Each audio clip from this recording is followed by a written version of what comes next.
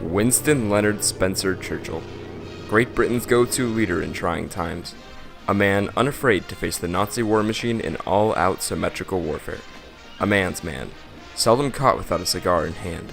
Voted by the British people as the country's most influential leader according to recent polls. Though he's considered to be one of history's most explicit advocates for freedom, Winston Churchill's modern legacy does not accurately represent his expansionist mindset.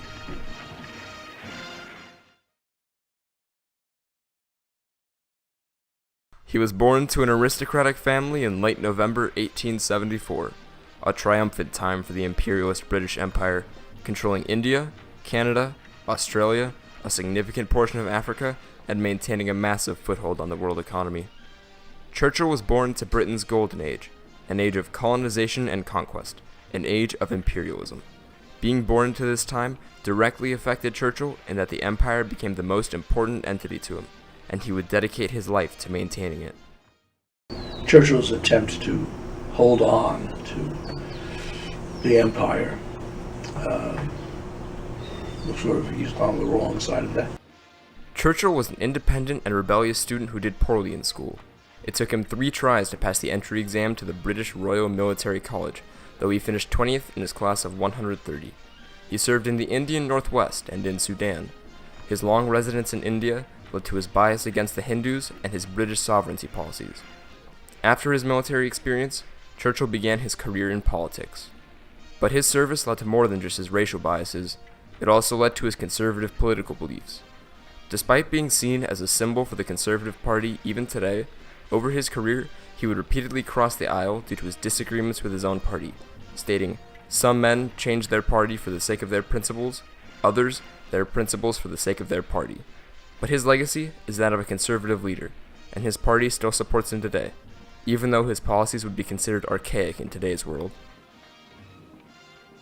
In 1911, Winston Churchill's notoriety took off after his appointment as First Lord of the Admiralty. When he turned 40, he was Lord of the Admiralty. Mm-hmm. And the Navy was the most important military force in the world in 1914, and the British had the most powerful Navy. Yep. You know, there was competition with the Germans, but the Germans had to borrow money from the City of London in order to build their Navy, and then they couldn't build anymore. They were so far in hock to the City of London. So London was in a category all its own. And here's a 40-year-old man who's in charge, has his fingers on the button of the most powerful Navy in the world. Even Neville Chamberlain acknowledged that Churchill, as First Sea Lord, was the office made for him. In this position, he had immense power, but he also had an immense weight of responsibility on his shoulders. Churchill was blamed wholly for Gallipoli, the campaign in which the British attacked the Ottomans in World War I, but suffered heavy casualties, with over 115,000 men killed or wounded. Many say it's a miracle his credibility ever recovered enough to be elected as Prime Minister. And Churchill took the brunt of it, and as a result he fell out of favor, out of power, and really in disgrace, and he went into a very dark period in his life. And so that was ultimately the biggest failure of his life. He never really got over it, in my opinion.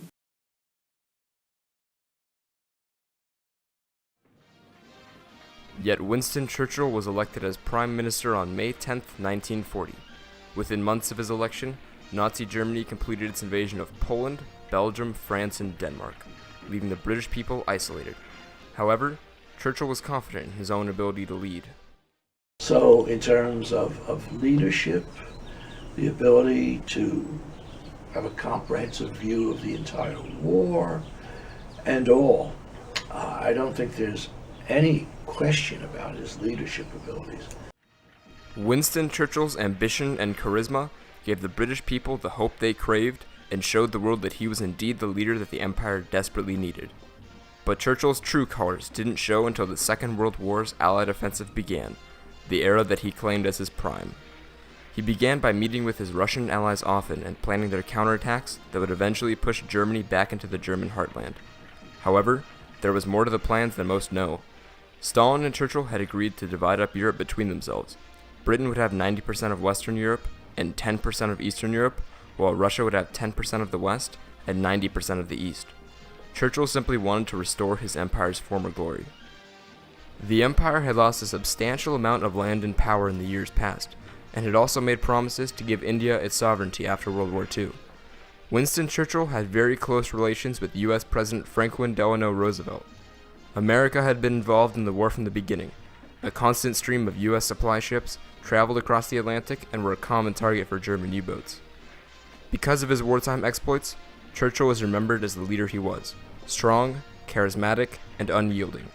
He said from the beginning that the British people would never surrender, and they never did. He stayed true to his people, even though his intentions may not have been the best. His legacy is that of a legend. He's rarely faulted for his mistakes and biases. But the problem with legacy is that it differs substantially among different peoples.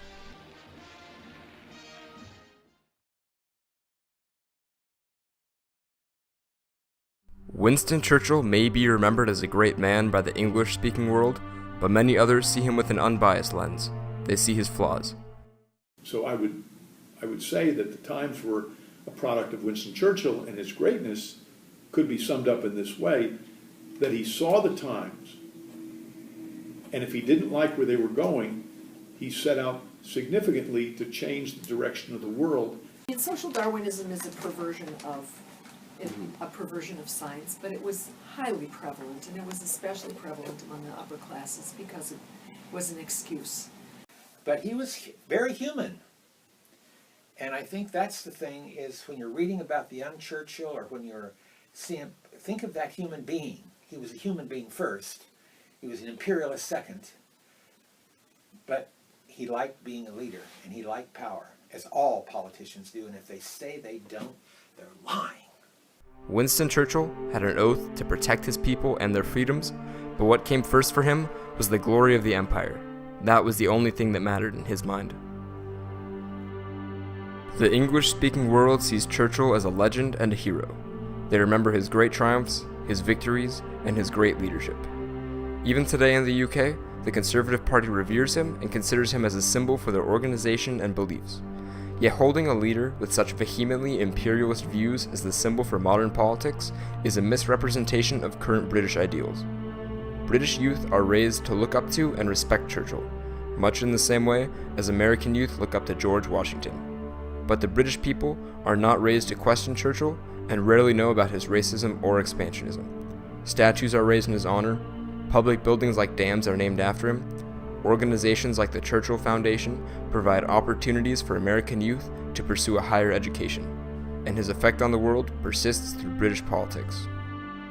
However, Churchill has a different legacy among the rest of the world. He is seen as a ruthless expansionist. He is remembered in India for causing the Bengal famine, which killed 3 million Indians. He is also remembered for his broken promise to champion freedom, causing the political and ideological gap between India and Pakistan and between Israel and Palestine, fueling conflict that takes lives even today. He is remembered in his former colonies for discrimination and British imperialism, for keeping his colonies dependent, for believing that white Europeans were genetically superior to the colonies, for going against the grain of his allies and not standing for the same equality other ruling nations believed in. While America's post-war plan consisted of equality, independence, and peace, Churchill advocated dependence on the empire and the justification of inequality. Winston Churchill, perhaps the greatest leader in British history, and yet his legacy is more positive than it should be. Rather than a human, he's remembered as a hero, even a legend, which he fully anticipated, saying, "History will be kind to me, for I intend to write it." His true actions are not reflected in his legacy, but are instead discarded into the pages of history books, pages seldom opened and even less frequently read. He is unarguably a great leader, but his actions should be criticized and he should be questioned for many of his beliefs. But history has decided to remember him as great. That is his legacy. Whether or not that's the case makes no difference.